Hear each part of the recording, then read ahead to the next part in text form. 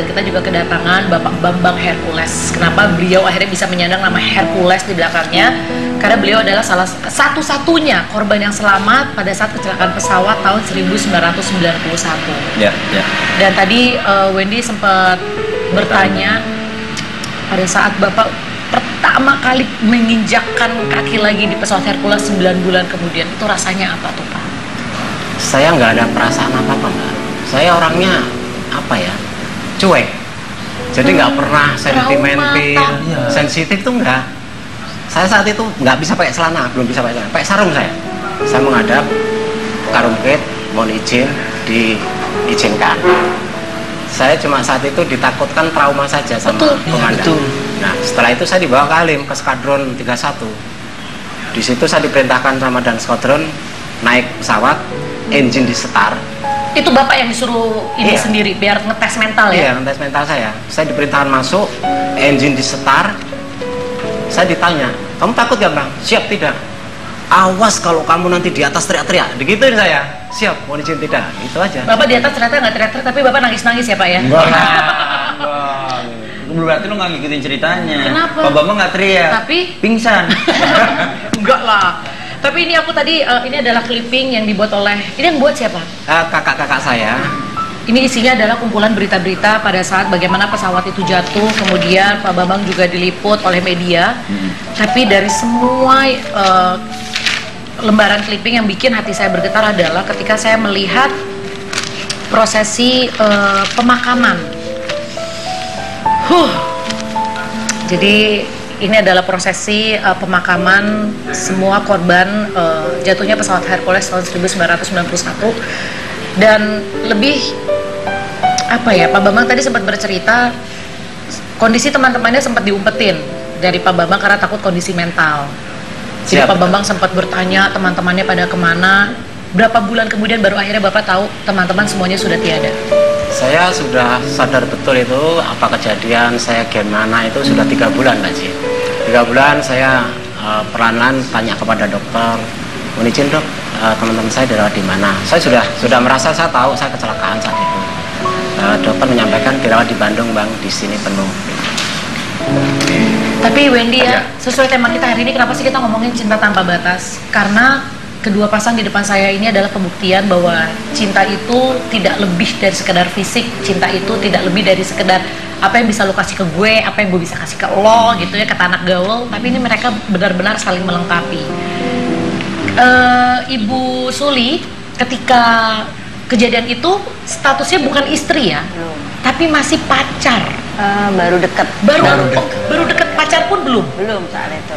Tapi ibu tetap lebih memilih terus mendampingi terus sampai akhirnya, karena Wendy ini kondisi bapak yang sekarang ya, kalau pemirsa tahu ini nggak bisa diceritain karena panjang sekali. Bapak cuma bisa bilang waktu itu ke saya gini, pada saat beliau mengalami kecelakaan kondisinya kayak ayam panggang, Nggak bisa bergerak ya? nggak bisa bergerak, kondisi badan tuh seperti ini ya Pak ya? Ya, kontraktur begini. Memang kalau orang kebakar sudah mengkerut misalnya. Nah, buat Ibu Suli sendiri, menyambung dari Cici Panda tadi, baru dekat terjadi juga akhirnya peristiwa itu yang selain karena cinta ya Ibu Suli, apalagi yang membuat Ibu Suli tetap bertahan dengan Mas Bambang? Ya memang keadaan yang awalnya memang kita sudah kenal. Misalnya mungkin kita tidak melihat dari fisik, tapi kan hati. Ya, betul. Nah, dari hati kita memang sebelumnya sudah kenal, memang kepribadiannya bagus. Dan kita memang kalau untuk mencari fisik yang bagus memang banyak ya. Tapi ternyata untuk mencari hati yang setia, yang sayang dan mau menerima kekurangan saya juga, mungkin hanya suami saya sekarang yang saya pilih. Terima kasih. Bapak pengen pulang? Enggak, soalnya gini. Kan masih pagi. Maksudnya pengen pulang cari istri lagi ya. Soalnya seperti ini, ketika pacaran, apalagi baru deket dan melihat, karena waktu itu kalau melihat kondisi Pak Bambang itu kayaknya orang bilang nggak mungkin nih bisa seperti ini, karena bener-bener tangannya semuanya menyatu dan butuh proses tahunan baru akhirnya bisa berfungsi secara normal. Sebenarnya kan keputusan ibu untuk mundur itu sangat luas karena belum ada ikatan apa-apa. Emang dari orang tua nggak ada yang kayak udah kamu siap dengan komitmen mengurus umur hidup suami kamu yang kita nggak tahu apakah nanti bisa menjadi kepala rumah tangga karena melihat kondisi saat itu? Ya kalau dari keluarga, dari pihak keluarga pasti ada. Memang terutama malah justru dari pihak suami, karena kan mungkin meragukan karena mungkin dianggapnya kan saya masih masih muda, belum ada pengalaman, tidak takut untuk hanya kasihan gitu. Tapi memang karena udah chemistry saat kita besuk, saat kita ngobrol itu kan, disitulah saat saya lebih dekat, saya harus lebih kuat tekad saya untuk tetap lanjut. Nah, jadi memang dari pihak suami waktu itu memang agak meragukan saya lah. Memang udah yakin, tapi saya tetap memang saya. Ini kejadiannya kalau saya nggak salah ingat sama kayak Reza dan Putri nih. Awalnya justru Putrinya yang malah meragukan. Ya. Tapi akhirnya Rezanya yang gigih. Terus datang akhirnya. Padahal kita kalau terus datang sampai bosen liatnya. Padahal kalau kita melihat sosoknya Reza kan kayaknya diem. Mas Reza Suruh ngerayu. Ya, rayu aku dong. Oh, lu? Siapa? Nih, kalau lu mah dirampok jangan dirayu. Nggak, aku penasaran Mas Reza ini kalau ngerayu Putri kayak apa sih, pernah nggak sih berkata-kata manis? Nih cantik deh nih, atau apa gitu. Soalnya kayaknya diem. Enggak sih sebenarnya. Soalnya dia sendirinya udah ngomong aku cantik terus. Enggak.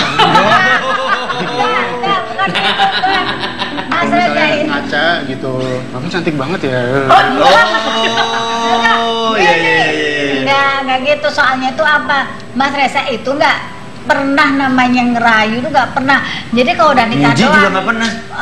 Nggak pernah sama sekali. Jadi kalau ngacak jadi kok kayaknya mami cantik banget ya. Terus dia cuma jawabnya gini, mami itu kalau udah dikasih cantik sama Tuhan itu ya udah harus bersyukur, gak usah diomongin lagi kan. Itu kan maksudnya kode, Mas Reza. Masa terus-terusan muji diri sendiri? Nih, orang di sebelahnya yang harus makanya kasih muji. contoh. Sudah berapa tahun menikah? Kurang 23 tahun. Masih suka merayu istri nggak? Mami cantik ya. Saya justru sering, Kalau karena ini saya sih humoris orangnya. romantis. Di rumah itu apa ya?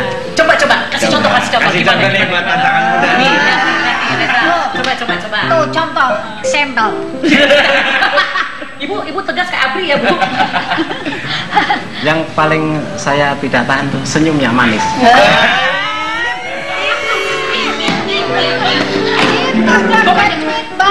Tuh. Mas Gitu Reza tuh. kan Pak Bambang kan bilang nggak tahan kan senyumnya manis. Nah kalau mami apanya yang jadi nggak tahan? Ibu nafsu banget ya, Bu, sabar. Dia yang agresif. Jangan-jangan Mas Reza takut gara-gara terlalu agresif putrinya. Mami cantik nggak? Mami cantik nggak? Cantik kok. Bawa tekanan. Iya. Coba dong Mas Reza. Nih, dari hati yang paling dalam yang Mas Reza kagumi dari istrinya, misalkan mami aku suka karena mami orangnya tegas kayak Satpol PP misalnya. Yang romantis dong, yang romantis. Yang romantis please. Bebas Soalnya kita nggak iklan. rayu, mau kasih kata-kata cinta buat istri tercinta. Pak Bambang dan Ibu Bambang coba kasih penilaian ya, gimana cara Mas Reza merayu istrinya. Pasti dikasihnya 100 dong, biar nggak diulang lagi. Saya cepat Mas Reza nih, nggak iklan nih, kita mau iklan.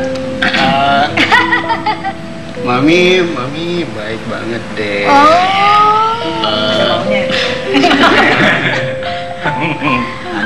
Sekarang mami baik, berarti dulu mami nggak baik dong. Tuh. Dirayu. Kalau jadi Mas Reza juga diem. Yaudah kalau gitu nanti kita akan misi basa-basi adalah melatih Mas Reza supaya romantis. Seperti apa? Melatih Mas Reza romantis dan melatih Mbak Putri untuk lebih membuka diri. Iya betul. Jangan kemana-mana di basa-basi.